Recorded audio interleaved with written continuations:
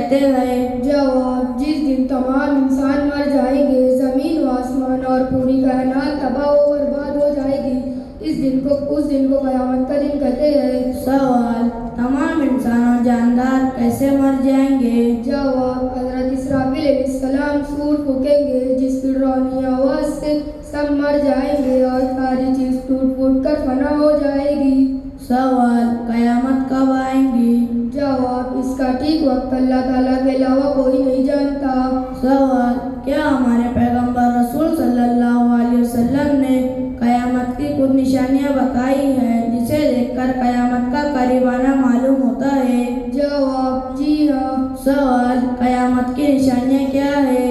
جواب: قیامت کی بہت سی نشانیاں ہیں، جیسے دنیا میں گناہ زیادہ ہوگا، لوگ اپنے ماں باپ کی نافرمانیاں کریں گے، ناچ گانا ہم ہوگا، حضرت مہدی علیہ السلام ظاہر ہوگے، کانا دجال نکلے گا، اس کو قتل کرنے کے لیے حضرت عیسیٰ علیہ السلام آسمان سے اتریں گے، یاجوج ماجوج نکلیں گے، سورج مغرب سے نکلے گا، قرآن مجید اٹھا لیا جائے گا اور سارے مسلمان مر جائیں گے اور پوری دنیا کافروں سے بھر جائے گی۔ جب یہ ساری چیز ہو جائے گی تو حضرت اسرافیل علیہ السلام سور پھونکیں گے اور قیامت قائم ہو جائے گی۔ السلام علیکم ورحمۃ اللہ وبرکاتہ۔ وعلیکم السلام ورحمۃ اللہ وبرکاتہ۔ یہ تھے دو طلبہ جو آپ کے سامنے قیامت اور مرنے کے بعد کا جو بنیادی اور اہم عقیدہ ہے اس کو وضاحت کے ساتھ پیش کر رہے تھے۔ اس کے بعد آ رہے ہیں نماز وتر کا طریقہ بتلانے کے لیے ابراہیم عتیق احمد، اور اس کے بعد 1 تا 20 حدیث کے لیے جو طالب علم ہے وہ آپ کے سامنے آئیں گے۔ السلام علیکم ورحمۃ اللہ وبرکاتہ۔ معزز سامعین، میں آپ لوگوں کے سامنے وتر کی نماز کا طریقہ ذکر کرنا چاہتا ہوں، سماعت فرمائے۔ وتر کی نماز واجب ہے، اگر چھوٹ جائے تو اس کی قضا کرنا ضروری ہے۔ وتر کی نماز عشاء کی فرض نماز کے بعد سے صبح صادق تک ادا کی جا سکتی ہے۔ وتر کی نماز پڑھنے کا طریقہ یہ ہے کہ عشاء کی سنتوں سے فارغ ہونے کے بعد 3 رکعت وتر کی نیت کر کے تکبیر کہتے ہوئے ہاتھ باندھ لے، پہلی 2 رکعت دوسری نمازوں کی طرح ادا کرے، دوسری رکعت کے قاعدے میں التحیات پڑھ کر تیسری رکعت کے لیے کھڑے ہو جائے، سورہ فاتحہ اور سورہ پڑھنے کے بعد اللہ اکبر کہتے ہوئے ہاتھ کانوں تک اٹھائے اور باندھ لے اور پھر دعائے قنوت پڑھے۔ رمضان شریف میں وتر کی نماز جماعت کے ساتھ پڑھی جاتی ہے۔ اس نماز میں امام کے ساتھ مقتدی بھی دعائے قنوت پڑھے۔ اگر وتر کی تیسری رکعت میں دعائے قنوت پڑھنا بھول جائے تو سجدہ سہو کرنا واجب ہے۔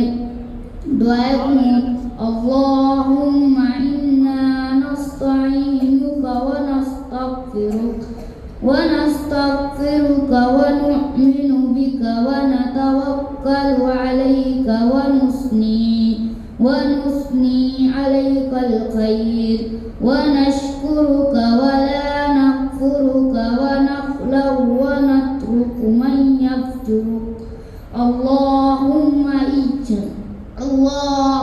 ایاک نعبد ولک نصلی ونسجد وإلیک نسعی ونحفد ونرجو رحمتک ونخشى عذابک ان عذابک بالکفار ملحق۔ السلام علیکم ورحمۃ اللہ وبرکاتہ۔ ماشاء اللہ، یہ نماز وتر کا طریقہ پیش کر رہے تھے۔ اس کے بعد 1 تا 20 حدیث کے لیے غلام شاہ، محمد حسنین، عابد علی، عرب، شیخ معین، جنید عبدالرشید، یہ 4 طالب علم 1 سے 20 حدیث باری باری آپ کے سامنے پیش فرمائیں گے۔ السلام علیکم۔ معزز سامعین کرام، میں آپ کے سامنے 20 حدیث پیش کرنا چاہتا ہوں، سماعت فرمائے۔ حدیث نمبر 1، ایمانیات پر الدین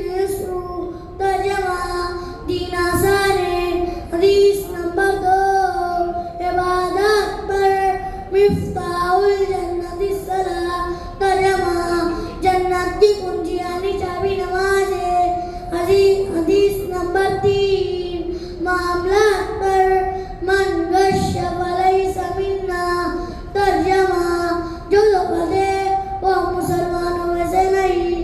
حدیث نمبر 4، معاشرت پر السلام قبل الکلام، ترجمہ بات کرنے سے پہلے سلام کرو۔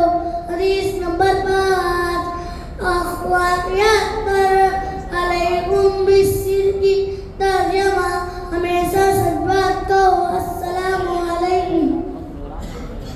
حدیث نمبر 6، ایمانیات پر انما الاعمال بالنیات، ترجمہ اعمال کا دار و مدار نیتوں پر ہے۔ حدیث نمبر 7، عبادات پر الطہور شطر الایمان، ترجمہ پاکی آدھا ایمان ہے۔ حدیث نمبر 8، معاملات پر من انتہب نوبۃ فلیس منا، ترجمہ جو کسی دوسرے کی چیز چیز کر لے وہ مسلمانوں میں سے نہیں۔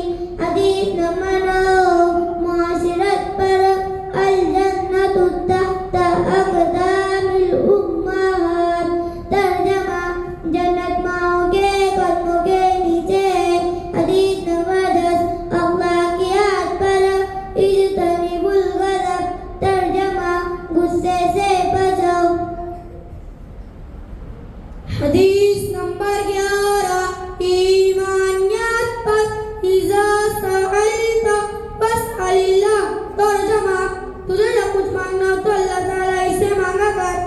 حدیث نمبر 12، عبادات پر افضل الاعمال عند اللہ الصلاۃ فی اول وقتها، ترجمہ اللہ کے نزدیک سب سے افضل عمل اول وقت میں نماز پڑھنا ہے۔ حدیث نمبر 13، معاملات پر طوبی لمن تاب حسبہ، ترجمہ طوبی لمن تاب حسبہ، ترجمہ خوشخبری ہے اس کے لیے جس کی کمائی حلال ہو۔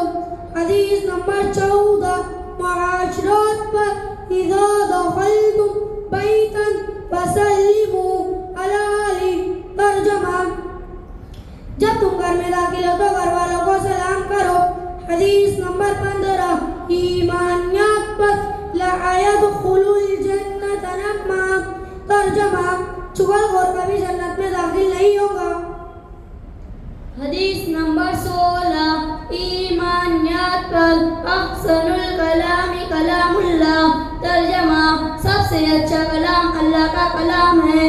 حدیث نمبر 17، عبادات پر لا يدخل حدیث نمبر 17، عبادات پر الدعاء سلاح المؤمن، ترجمہ دعا مومن کا ہتھیار ہے۔ حدیث نمبر 18، معاملات پر لا من ادعا ما لیس فلیس منا، ترجمہ جو کسی دوسرے کی چیز کا خود کے لیے دعویٰ کرے وہ ہم مسلمانوں میں سے نہیں۔ حدیث نمبر 19، معاشرت پر رضا الرب فی رضا الوالد، ترجمہ اللہ کی خوشی والد کی خوشی میں ہے۔ حدیث نمبر 20، اخلاقیات پر ان اللہ رفیق یحب الرفق، ترجمہ بے شک اللہ تعالیٰ نرمی کرنے والا ہے اور نرمی کو پسند کرتا ہے۔ السلام علیکم ورحمۃ اللہ وبرکاتہ۔ یہ 4 طلبہ تھے جو زبانی حدیث یاد کر کے آپ کو سنا رہے تھے۔ اللہ کے رسول صلی اللہ علیہ وسلم کی حدیث ہمیں پیش نظر رکھنی چاہیے کہ نبی کریم صلی اللہ علیہ وسلم نے ارشاد فرمایا کہ جس نے میری حدیث زبانی یاد کی، ایک روایت میں آتا ہے کہ جس نے 40 حدیثیں یاد کی قیامت کے دن اس کو میری شفاعت نصیب ہوگی۔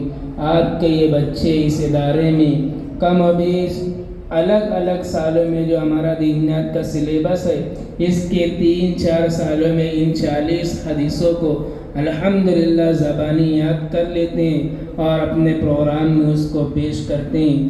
اس کے بعد آپ لوگوں کے سامنے سورہ قاریہ پیش کرنے کے لیے